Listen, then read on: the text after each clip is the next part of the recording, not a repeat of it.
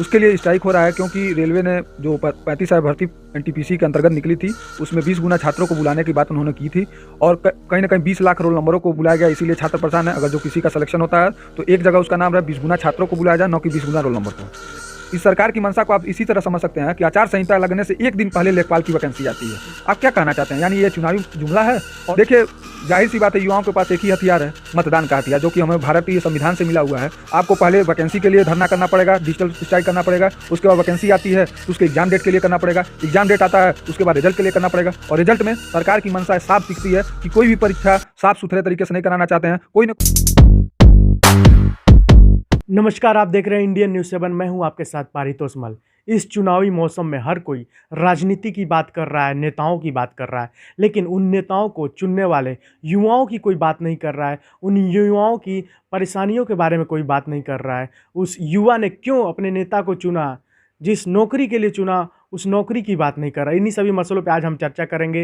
रोजगार को लेकर चर्चा करेंगे और कल से ही लगातार मिलियन में ट्वीट हो रहा है एनटीपीसी को लेकर, इस पर भी बातचीत करेंगे। तो हमारे साथ एक तैयारी करने वाले छात्र हैं अभय सिंह, उनसे इस बारे में चर्चा करेंगे। अभय, बहुत बहुत स्वागत है आपका। बहुत बहुत धन्यवाद, आपने हम अपनी बात कहने का मौका दिया। क्या कहेंगे जिस तरीके से लगातार छात्रों द्वारा डिजिटल स्ट्राइक दिख रहा है?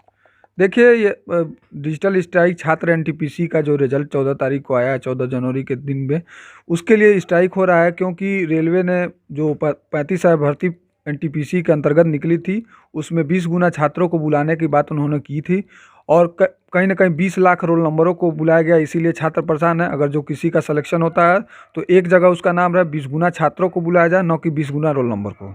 इसीलिए ये स्ट्राइक हो रहा है। ऐसा तो नहीं है कि ये छात्र नंबर नहीं पा पाए, बढ़िया से पढ़े नहीं होंगे, नौकरी नहीं, क्या नाम, एग्ज़ाम नहीं निकल पाए, तो उसका ये रोज़ दिखा रहे हो? नहीं नहीं, देखिए, मैं भी सेलेक्टेड कैंडिडेट हूँ एनटीपीसी में। चंडीगढ़ में, चंडीगढ़ जोन है मेरा। मैं CBT 1 क्वालिफाइड हूँ, 3 पोस्ट पे मेरा हुआ है। और दिक्कत समस्या छात्रों की यह है कि वो ये कह रहे हैं कि 35,000 पोस्ट थे तो उसके 20 गुना छात्रों को बुलाया जाए।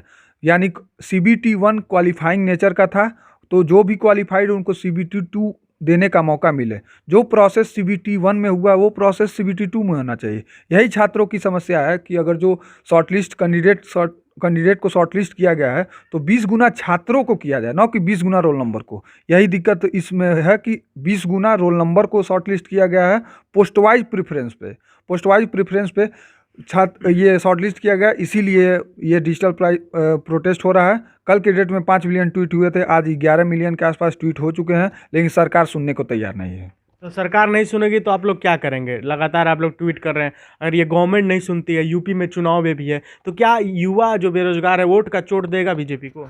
देखिए, जाहिर सी बात है, युवाओं के पास एक ही हथियार है, मतदान का हथियार, जो कि हमें भारतीय संविधान से मिला हुआ है। तो कहीं ना कहीं एक युवा यही सपना देता है कि सरकार हमारे लिए काम करे, समय से परीक्षा कराए, समय से रिजल्ट दे, समय से सिलेक्शन दे। लेकिन आज की तारीख में कोई भी परीक्षा का एकदम प्रणाली बदल गया है। आपको पहले वैकेंसी के लिए धरना करना पड़ेगा, डिजिटल स्ट्राइक करना पड़ेगा, उसके बाद वैकेंसी आती है तो उसके एग्ज़ाम डेट के लिए करना पड़ेगा, एग्ज़ाम डेट आता है उसके बाद रिजल्ट के लिए करना पड़ेगा। और रिजल्ट में सरकार की मंशा साफ दिखती है कि कोई भी परीक्षा साफ सुथरे तरीके से नहीं कराना चाहते हैं। कोई ना कोई पेंच डालकर उसको टालने का काम किया जाता है। आप एक युवा हैं, आप लगातार तैयारी करते हैं, तो ऐसे बहुत सारे करोड़ों युवा हैं जो इलाहाबाद रहकर, दिल्ली में रहकर तैयारी करते हैं। उन युवाओं के बारे में ज़रा बताइए। देखिए, एक युवा एक सपना देखता है कि अगर जो मध्यम वर्गीय परिवार से है तो उसके पास एक सरकारी नौकरी हो। क्योंकि सरकारी नौकरी में एक सिक्योरिटी होती है, जॉब की गारंटी होती है और कहीं ना कहीं योग्यता के अनुसार उसमें वेतन भी मिलता है। तो आज एक मध्यम वर्गीय परिवार अपने परिवार से दूर रहकर इलाहाबाद में, प्रयागराज में और फिर मुखर्जी नगर में जाकर तैयारी करता है, तो कहीं ना कहीं उसके सपने होते हैं। लेकिन यह सरकार, इस सरकार की प्राथमिकताओं में रोटी, कपड़ा, मकान और बेरोजगार है ही नहीं। रोजगार देने का कोई भी औचित्य नहीं है। कहीं ना कहीं यह हर भर्ती को ये फंसाने कहना चाहते हैं कि सरकार रोजगार देना ही नहीं चाहती है? जी, ये देखिए, उत्तर प्रदेश सरकार में बस 2 विभाग को छोड़ दिया जाए, शिक्षा विभाग और पुलिस विभाग। इन दोनों विभागों को छोड़ दिया जाए तो कोई भी भर्तियाँ नहीं आई हैं। और आप इस सरकार की मंशा को इसी तरह इस सरकार की मंशा को आप इसी तरह समझ सकते हैं कि आचार संहिता लगने से एक दिन पहले लेखपाल की वैकेंसी आती है। आप क्या कहना चाहते हैं? यानी ये चुनावी जुमला है, और कहीं ना कहीं अगस्त में अगर जो पेट का जो प्रिलिमिनरी एग्जाम था, जो प्रारंभिक परीक्षा थी लेखपाल के लिए क्वालिफाइंग नेचर का, वो अगस्त में परीक्षा होता है, उसका रिजल्ट आप दिसंबर में देते हैं, उसके बाद आप नोटिफिकेशन देते हैं आचार संहिता के एक दिन पहले। तो आप समझ सकते हैं सरकार की मंशा रोजगार देने की नहीं है, केवल एक चुनावी जुमला की तरह है। कोई भी परीक्षा पूरे भारत, केंद्र स्तर की हो या राज्य स्तर की हो, उसका कोई भी टाइम टेबल नहीं है। एक कैलेंडर जारी होता है, वो कभी फॉलो ही नहीं होता है। समय से रिजल्ट आता, समय से कभी रिजल्ट नहीं आएगा, समय से सिलेक्शन नहीं होगा, और छात्र कहीं ना कहीं आज के डेट में अगर कोई सबसे पीड़ित, वंचित, शोषित तबका बचा हुआ है तो वह छात्र है, क्योंकि किसी भी सरकार की प्राथमिकताओं में छात्र को रोजगार देना है ही नहीं। आपने जो बात बोली कि सबसे पीड़ित छात्र है, और आपने ये भी बताया कि समय से ना रिजल्ट आता है, अगर कोई एग्ज़ाम कराया जाता है वो भी कैंसिल हो जाता है, बाद में रिजल्ट आने के बाद भी कैंसिल हो जाता है, और तमाम स्कैम की भी बात होती रहती है। लेकिन चुनाव जो होता है वो टाइम पे होता है, और रिजल्ट भी टाइम पे आ जाता है। और चुनाव बहुत बड़ी चीज़ होती है, पूरे भारत में होता है। जब केंद्र का होता है, यूपी में होता है, तो इतना बड़ा विधानसभा है उत्तर प्रदेश का, लेकिन उसका चुनाव टाइम पे होता है, रिजल्ट भी टाइम पे कैसे आ जाता है? देखिए, इससे आप सरकार की प्राथमिकताओं को समझ सकते हैं कि सरकार का अपना जो परीक्षा है, जो चुनाव का है, वो समय से होगा। कोरोना आ जाए या कोई बीमारी आ जाए, उसका समय से चुनाव होगा, समय से रिजल्ट आएगा, समय से सरकार बनेगी। आप इन्हीं से इनकी प्राथमिकताओं को समझ सकते हैं कि कहीं ना कहीं ये छात्रों पर ध्यान देना ही नहीं चाहते हैं। कोई भी परीक्षा होती है, अभी देखिए हाल ही में यूपीएसआई की परीक्षा उत्तर प्रदेश में हुई है।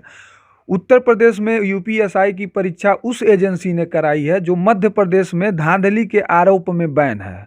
आप इसी से समझ, जो एनएससीआईटी है, जो कॉन्ट्रैक्ट ली है यूपीएसआई के एग्जाम का, वो एजेंसी मध्य प्रदेश में बैन है। तो आप जब समझ सकते हैं कि जो जिसकी चोरी पहले से साबित हो गई है, उसको आप कॉन्ट्रैक्ट दे के क्या साबित करना चाहते हैं? और वही अभी सुनने में आया है कि ग्रुप डी का परीक्षा भी वही ग्रुप डी जो रेलवे में होने वाला है, उसका डेट आ चुका है। लेकिन देखिए, उसके लिए भी हमको लग रहा है डिजिटल प्रोटेस्ट ही छात्रों को करना पड़ेगा, वो भी एनएससीआईटी ही करा रही है। तो आप समझ सकते हैं कि सरकार की प्राथमिकताएं कैसी हैं छात्रों के प्रति। और देखिए, छात्र भी मतदान का अधिकार जानता है, और कहीं ना कहीं आज उत्तर प्रदेश का और पूरे देश का युवा हताश, निराश और परेशान है, और वो अपनी बारी का इंतजार कर रहा है कैसे इस सरकार को जगाया जाए। अभी तो डिजिटल प्रोटेस्ट हो रहा है, कल के डेट में 5 मिलियन ट्वीट हुए थे, और आज भी ट्विटर पर लगातार एनटीपीसी के रिजल्ट को लेकर ये बातें कही जा रही हैं। बताइए, आप ये कहना चाहते हैं कि इस देश में, भारत में, कि बस एग्ज़ाम निकाल देना, इंटरव्यू निकाल देना से नौकरी नहीं मिल रही है, प्रोटेस्ट भी करना पड़ रहा है, धरना देना पड़ रहा है, कई लोग लाठियाँ भी खा रहे हैं, आप ये कहना चाहते हैं? जी, कहीं ना कहीं देखिए, ये सरकार ने युवाओं के बारे में सोचना ही बंद कर दिया है। उसकी उसकी घोषणा पत्र में उसको युवा तभी याद आते हैं जब चुनावी मौसम आता है कि हम युवाओं को 2 करोड़ रोजगार देंगे। जब केंद्र के चुनाव हो रहे थे, तो भाजपा ने, इसी पार्टी ने, जो भी सरकार सत्ता में बैठी है, उन्होंने कहा 2 करोड़ युवाओं को रोजगार देंगे। वो कहाँ है 2 करोड़? आप उत्तर प्रदेश में, वो तो कह रहे हैं, मोदी जी कह रहे हैं हम रोजगार दिए हैं। मोदी जी कहने की बात अलग।